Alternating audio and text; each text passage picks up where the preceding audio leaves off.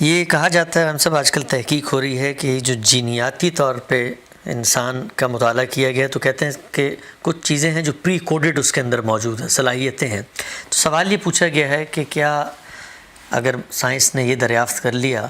کہ جیسے انسان کی شخصیت، اس کی خواہشات کچھ جینیاتی طور پر یا جسم کی ساخت کے اندر بیماریاں یہ سب لے کر آتا ہے موروثی طور پہ، تو یہ بھی تو ہو سکتا ہے کہ اس کے اندر جو ارادہ اختیار ہے یہ بھی وہ لے کے ہی آیا ہو، باپ کی خواہش تھی گناہ کی تو اس نے سرزد کر دیا ہو۔ ابھی تک تو اس طرح کی کوئی چیز سامنے نہیں آئی، اور جہاں تک اللہ تعالیٰ کی کتاب کا تعلق ہے اس کی روشنی میں کہا جا سکتا ہے کہ اس طرح کی کوئی چیز ہو بھی نہیں سکتی۔ یعنی یہ بات کہ آپ روایت موروثی طور پر لے آئیں، وہ تو ہم سب لے کے زندگی بسر کرتے ہیں۔ یعنی کتنے لوگ ہیں کہ جس ماں باپ کی آغوش میں آنکھ کھولی، جنہوں نے جو دین بتا دیا، جس مندر میں جس مسجد میں پہنچا دیا، اس پر کبھی غور کرنے کے لیے تیار نہیں ہوتے۔ تو فرض کیجئے کہ آپ یہ تھوڑی دیر کے لیے مان لیں کہ خیر و شر کے جتنے بھی تصورات ہیں وہ سب کے سب جینیاتی طور پر منتقل ہو رہے ہوتے ہیں، تو اگر نہ بھی منتقل ہو رہے ہوں تو تب بھی تو انسان پہلے ماں باپ ہی سے حاصل کرتا ہے نا۔ یعنی اس کے بعد بھی وہ کون سی چیز ہے کہ جو اس کے بعد اس طلسم کو توڑ دیتی ہے؟ یعنی محمد الرسول اللہ صلی اللہ علیہ وسلم نے دعوت پیش کی تو ایک طرف پوری کی پوری قوم کہتی ہے کہ ما وجدنا علیہ آباءنا، یہ تو ہم نے اپنے آبا سے پایا ہے۔ یعنی شعور کے ساتھ بھی وہ آبا سے انحراف کرنے کے لیے تیار نہیں ہے، لیکن اللہ تعالیٰ نے انہی میں سے بعض غلاموں کو وہ ارادہ دے رکھا ہوا تھا کہ جس کے تحت انہوں نے مار کھا لی، بڑے ستم برداشت کر لیے، لیکن فیصلہ کیا اس بات کا۔ تو انسان کے پاس اصل میں سب سے بڑی چیز ہی یہ ارادہ اختیار ہے۔ اللہ تعالیٰ کہتے ہیں قرآن مجید میں کہ یہ وہ امانت ہے جو میں نے تمہیں دی تھی اور تم نے اس کو لیا، اس امانت کو۔ تو اس میں شبہ نہیں ہے کہ جس طریقے سے آپ کی شخصیت پر آپ کے پس منظر کے اثرات ہوتے ہیں، آپ کی اس قالب کے اوپر آپ کے آباء و اجداد کی بیماریاں، تکلیفیں وہ بڑی حد تک منتقل ہو رہی ہوتی ہیں۔ تو جن چیزوں کو خیر و شر کے معیارات کی حیثیت سے وہ اپناتے ہیں وہ بھی ہوتے ہیں،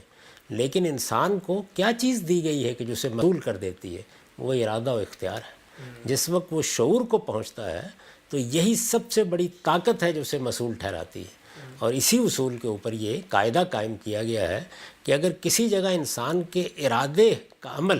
مجروح ہو جائے، یعنی بیماری سے مجروح ہو جائے، تکلیف سے مجروح ہو جائے، کسی کے جبر سے مجروح ہو جائے، تو انسان پھر جواب دہ نہیں رہتا۔ یبلوکم فیما آتاکم، تو اللہ تعالیٰ نے اسی لیے یہ اصول بیان کیا کہ لیبلوکم فیما آتاکم، جو خدا نے دیا ہے، جتنا علم دیا، جتنا شعور دیا، جتنا ارادہ دیا، جتنا اختیار دیا، اس کے لحاظ ہی سے وہ معاملہ کرے گا۔ تو اس میں کوئی پریشان ہونے کی ضرورت نہیں ہے۔ یعنی جو چیز بھی ہم مجبوری کے عالم میں کرتے ہیں اس کے لیے ہم جواب دہ بھی نہیں ہیں۔ جس چیز میں یہ چیز پہلو موجود ہے، اور اس میں بھی پیچھے مڑ کے اللہ تعالیٰ کو جا کے نہیں دیکھنا چاہیے کہ اس نے کیا دیا ہوا ہے، دیکھنا چاہیے میرے پاس کیا ہے۔ میرے پاس اس کا شعور موجود ہے، میں جانتا ہوں کہ میرے پاس ارادے کی بہت بڑی طاقت موجود ہے۔ میں تو جب اپنی زندگی کا مطالعہ کرتا ہوں تو میں دیکھتا ہوں کہ کیا کیا مراحل تھے کہ جس میں میں اسیر ہو سکتا تھا، یعنی اس کے ساتھ مفادات جڑے ہوئے تھے، ان چیزوں کے ساتھ بہت سی تحسین آفرین کے نعرے جڑے ہوئے تھے، لیکن انسان ایک بار فیصلہ کر لے کہ مجھے صحیح راستے کو تلاش کرنا ہے اور مجھے اپنے ارادے کو مغلوب نہیں ہونے دینا، تو میرے نزدیک تو یہ اتنی بڑی قوت ہے کہ یہ پہاڑوں کا سینہ چیت سکتی ہے۔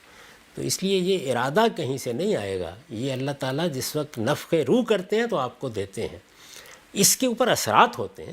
ماضی کے بھی ہوتے ہیں، حال کے بھی ہوتے ہیں، تربیت کے بھی ہوتے ہیں، یہ مغلوب کیا جاتا ہے، لیکن آپ فیصلہ کر لیں تو یہ بالکل ایک دن پھڑپڑا کے اٹھے گا اور ہر چیز کو تہس نہس کر دے گا۔ ارادہ اور اختیار کی ہم سے آپ نے بات کی، ایک سوال آیا ہوا تھا، وہ یہ کہ آپ ہمیشہ بتاتے ہیں کہ انسان کے عمل پر خدا کا علم اثر انداز نہیں ہوتا، اللہ علیم و حکیم ہستی ہے، وہ جانتا ہے مستقبل میں کیا ہوگا، لیکن ایک الجھن ہے جو انسان کے ذہن میں کبھی حل نہیں ہوتی۔ مثال سے میں واضح کرتا ہوں، اللہ تعالیٰ کے علم ہے کہ میں نے شادی کہاں کرنی ہے، اب میں تو اپنے انتخاب، اپنے ارادے سے، اپنے اختیار سے کام کروں گا، لیکن اوپر اٹھ کے دیکھیں تو یہ تو بات واضح ہے نا کہ طے کیا ہوا تھا اللہ نے، کر میں ارادے اختیار سے رہا ہوں، لیکن میں نے جانا وہی ہے جو اللہ کے علم میں ہے۔ تو یہ گتھی کہیں سلجھ میں نہیں آتی کہ یہ چکر کیا ہو کیا رہا ہے یہاں پہ؟ دیکھیے بات یہ ہے، اللہ نے طے کیا ہوا ہے یہ اور چیز ہے، اللہ کے علم میں ہے یہ اور چیز ہے۔ جو چیزیں اللہ نے طے کی ہوئی ہیں وہ ہم سب جانتے ہیں، یعنی مجھے کہاں پیدا ہونا تھا، میرے والدین کون تھے، مجھے کیا صلاحیتیں دی گئیں، میرے لیے کون سا ماحول منتخب کیا گیا، مجھے کس ملک میں پیدا کیا گیا، یہ سب چیزیں اللہ نے طے کی ہوئی تھی۔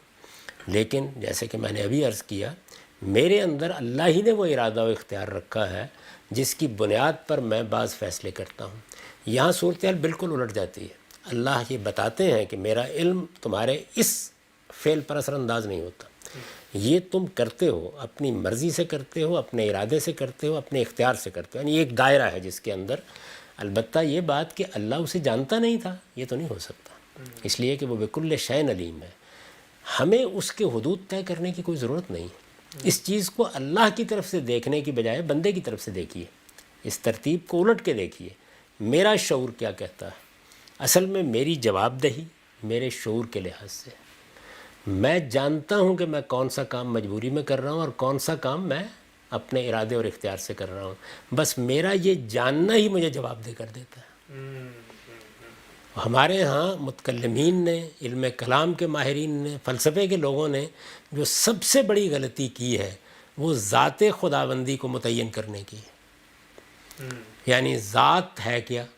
آپ یہ دیکھیں، یہ جتنی فلسفے کی بحثیں ہیں، ذات بہت ہے، اس کو تعینات کیسے آتے ہیں، اس کے اسماء و صفات کیا ہیں، اس کی تجلی کیسے ہوتی ہے، بھائی آپ کے پاس اس کے جاننے کا کون سا ذریعہ ہے؟ تجربے اور مشاہدے میں آئی ہے کوئی چیز؟ اچھا یہ فرمائیے کہ استقراء فرمایا ہے، یعنی ملائے اعلیٰ پر چلے گئے تھے، فرشتوں سے ملاقات ہوئی اور انہوں نے خبر دے دیا آپ کو، یعنی یہ اصل میں تخیل کی کار فرمائی ہے ساری کی ساری جتنی ہے۔ یہ بات میری جورسڈکشن ہی کی نہیں ہے، میں اس میں جاؤں کیوں؟ اللہ تعالیٰ کی ذات، صفات اور اللہ تعالیٰ کے سنن کے بارے میں ہمیں جو تعلیم دی ہے سورہ آل عمران میں، وہ یہ ہے کہ ایاز قدر خود بشناس وما اوتیتم من علم الا قلیلا، تمہیں بہت تھوڑا علم دیا گیا ہے، اس میں حدود سے تجاوز نہ کرو، جتنا علم اللہ کی کتاب سے اور پیغمبروں سے مل جائے اس پہ اکتفا کرو، اور اس کے بارے میں یہ طریقہ اختیار کرو کہ جو حدود اللہ نے مقرر کر دیے ہیں اسی میں گفتگو بھی کی جائے، اپنی طرف سے کوئی بات کہنے کی ضرورت نہیں ہے۔ تو پہلی چیز جو بنیادی چیز ہے وہ یہ ہے کہ اللہ کے بارے میں یہ خیال کرنا کہ ہم اس نے کیسے کائنات کو بنایا، کیسے کلمہ کن کہا، اس سے کیا نور پھوٹا، تعینات کیسے ہوئے، آیان ثابتہ کہاں سے آئے، یہ تمام چیزیں جو ہیں یہ اللہ کو متعین کرنے کا ہے، یہ علم کا طریقہ ہی نہیں ہے۔ آپ کے علم کو اپنے آپ سے شروع کریں، میں کون ہوں، مجھے کیا حیثیت حاصل ہے، میں کہاں سے آتا ہوں، میں آتا ہوں تو مجھے کیا چیزیں دے کر بھیجا گیا ہے، میرے حواس خارج سے کیا علم حاصل کرتے ہیں، داخل سے کیا علم حاصل کرتے ہیں، میرا شعور مجھے اپنی شخصیت کے بارے میں کیا بتاتا ہے، یہ وہ معیار ہے جس کے اوپر آپ کے فیصلے ہوتے ہیں۔ آپ دلچسپ بات دیکھیں کہ جیسے ہی مذہب میں آپ داخل ہوتے ہیں تو یہ بحثیں شروع کر دیتے ہیں، عام زندگی میں کیوں نہیں کرتے؟ وہاں تو تدبیر حکمت ہے، یعنی وہاں آپ بالکل وہیں سے شروع کرتے ہیں، یعنی آپ عدالت میں کھڑے ہو کے ذرا جبر و قدر پر تقریر کر کے دکھائیے گا، کون سا جج آپ کی تقریر کو قبول کرے گا؟ آپ نے جرم کیا ہے تو انسان استقراء کی بنیاد پر جرم کے بارے میں جو رائے قائم کر چکا وہ فیصلہ کرے گا، آپ نے اس کو تبدیل کرانا ہے تو اس کی ابتدا وہیں سے ہوگی، یعنی آپ کے اندر سے۔ تو سارے علم کلام کو اصل میں انسان سے شروع ہونا چاہیے، اللہ کے بارے میں، قیامت کے بارے میں، کائنات کے بارے میں اتنا علم کافی ہے جتنا اللہ تعالیٰ نے اپنی کتابوں میں اور پیغمبروں سے دے دیا ہے، اس کو سمجھیے۔ اور تعلیم دی گئی ہے سورہ آل عمران میں کہ اس میں طریقہ بھی متشابہات کا اختیار کیا گیا ہے، اور جو راسخون فی العلم ہے وہ یہ کہتے ہیں کہ کل من عند ربنا، یہ سب ہمارے پروردگار کی طرف سے ہے، ہم اس پر ایمان لائیں، وہاں یہ طریقہ ہے۔ اور اپنی دنیا کے اندر آپ علوم دریافت کریں۔ مسلمانوں کی بدقسمتی یہ ہے کہ وہ صدیوں تک ان چیزوں میں غلطان ہو گئے جن کو جاننے کے ذرائع ہی نہیں ہے ہمارے پاس، اور یہ دنیا، انسان، اس کا مطالعہ، اشیاء کا مطالعہ، نباتات کا مطالعہ، یہ سب چیزیں آپ دیکھیے کہ جن قوموں نے یہ رخ بدلا، اس کو بنیاد بنایا، وہ آج بام عروج پر پہنچ گئی۔